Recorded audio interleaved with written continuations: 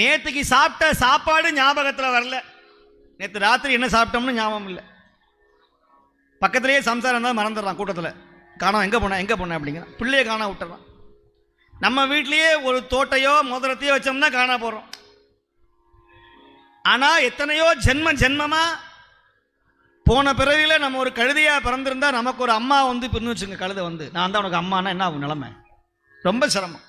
கழுதை எனக்கு அம்மான். அந்த மாதிரி இந்த மறைத்தல் தொழில் சுவாமி செய்யறாராம். இந்த மறக்கிறது ரொம்ப அவசியம். நம்ம வீட்டில் எவ்வளோ துக்கம் வந்திருக்கலாம், பிள்ளை பையன் சொத்து பத்து எல்லாம் போயிருக்கலாம். அதையே நினச்சிக்கிட்டு இருந்தோம்னா பைத்தியம் பிடிச்சிடும், கீழ்ப்பாக்கம் தான் போகணும். அதனால் என்ன பண்ணணும்? எல்லாம் சிவம் செயல், எல்லாம் அவரவர் வினைவழி பிராப்த பிரகாரம் அதற்கானவன் ஆங்காங்கிருந்து ஆட்டி வைப்பான். சரி, இனிமேல் என்ன செய்யறது?